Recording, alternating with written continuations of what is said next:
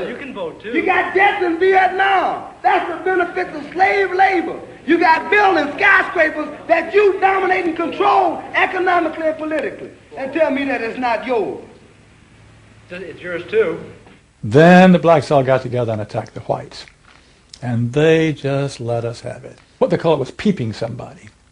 Peeping somebody means peeping into their secrets, into their phoniness, and so forth. Like the white liberal.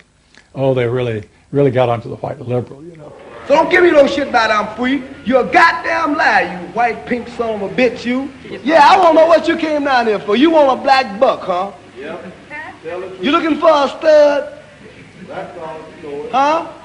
Well, what did you come here for? You're sitting there with your legs all gap wide open, showing your drawers. Now, what did you come here for? The black-white encounter groups were a disaster. The black radicals saw it as an insidious attempt to destroy their power.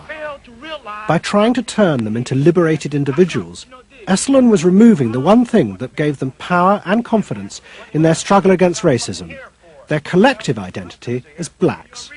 For my reason. For your reason. Now dig this. Your reason for being here is different from my reason. So the human potential movement turned to another social group who they believed would benefit from personal transformation.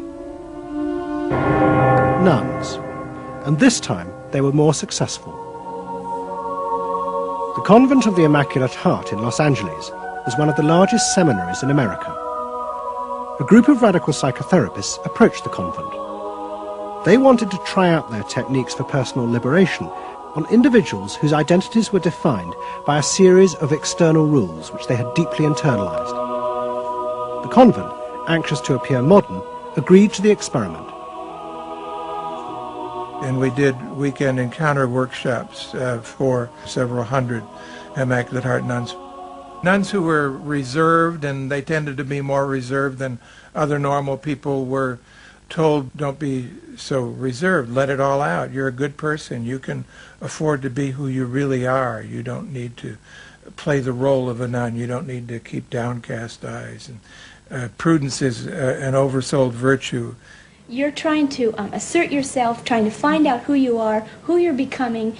At the same time, you're trying to live a life of dedication, of service, and you're trying to make all these things fit into who you are, and you're just, you know, it's such a turmoil at times that you just blow a gasket and do silly, crazy things, you know. Running around the orchard and stealing oranges and taking Cokes out of the refrigerator and crazy things. I felt like I was being a hypocrite, and I wanted people to respect me for what I was, not for what I was wearing. And so I'm glad for the change. You feel frightened, but you'll go on. Oh, yeah, I'm scared to death, but it's worth it. The experiment began to transform the convent. The nuns voted to discard their habits in favor of ordinary clothes. But the psychotherapists found they had awoken other forces. Solid.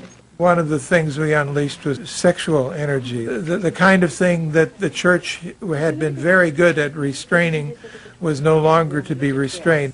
One sister who was a member of the community, she got the idea that she could be freer than she had been before, and she seduced one of her classmates and then seduced the mistress of novices, who was an older woman, very reserved, and her program of freeing this older woman was sexual. She drove her to the store, and when they drove back and drove into the garage, she leaned over and gave her a big kiss on the lips, and thereafter sister, who had perhaps never been kissed before, was ready for more.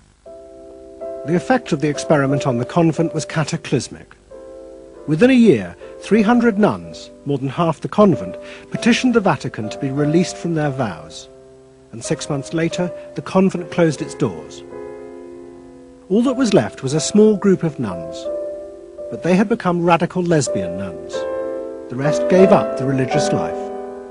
They gave up being nuns. They did, yeah, they became persons. By the late 60s, the idea of self-exploration was spreading rapidly in America. Encounter groups became the center of what was seen as a radical alternative culture based on the development of the self, free of a corrupt capitalist culture. We just want the freedom to be ourselves, and that's for love, for experience, positive way of life. We don't say that you're wrong. We just want to be free to be what we want to be, or what we find ourselves to be, as we continue to search ourselves. And it was beginning to have a serious effect on corporate America, because these new selves were not behaving as predictable consumers. The life insurance industry in particular was concerned that fewer and fewer college students were buying life insurance when they left university. They asked Daniel Yankelovich, America's leading market researcher, to investigate. He had studied psychoanalysis.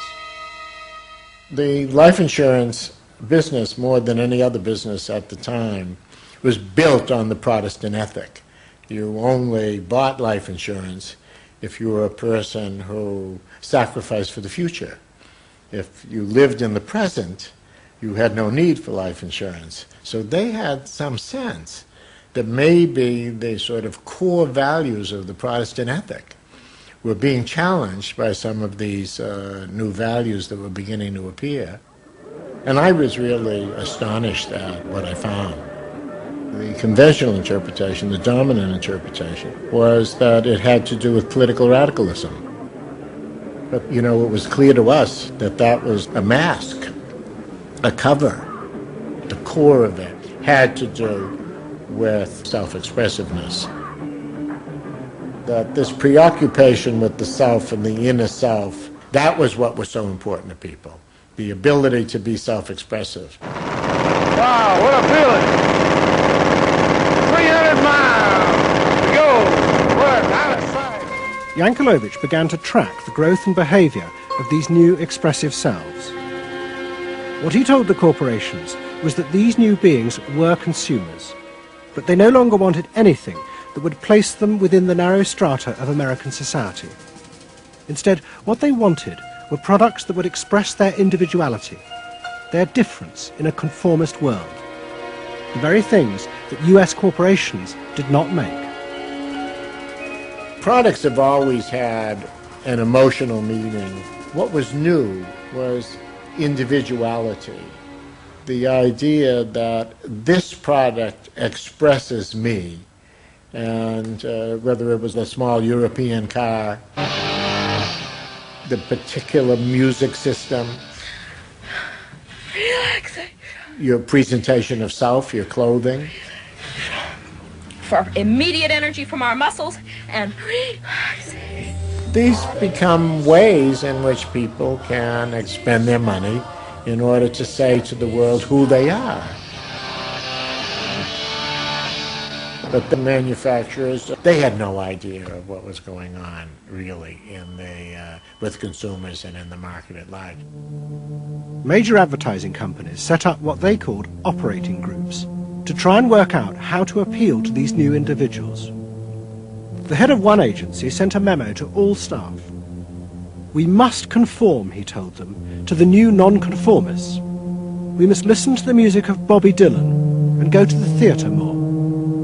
But the problem was, few of the self-expressive individuals would take part in focus groups. The advertisers were left to their own devices. There's a new cereal that tastes so right. Makes you dance, it's a way out of sight. It's tasty little squares of malted wheat. It's crispy and it's crunchy and it tastes so neat.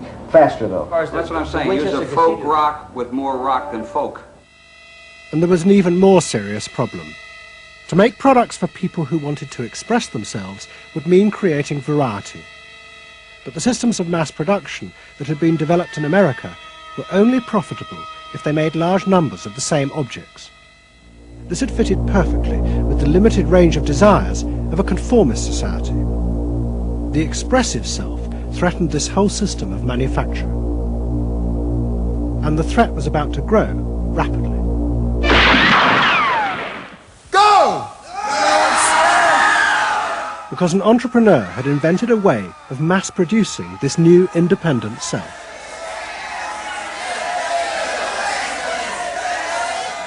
He was called Werner Erhard. Some of the stuff that we traditionally think of as being in your mind is actually in the world, because you're moving to that too. Erhard had invented a system called EST, Erhard Seminar Training. Hundreds of people came for weekend sessions to be taught how to be themselves. and Est was soon copied by other groups, like exegesis in Britain. Many of Erhard's techniques came from the human potential movement, but he criticised the movement for not having gone far enough.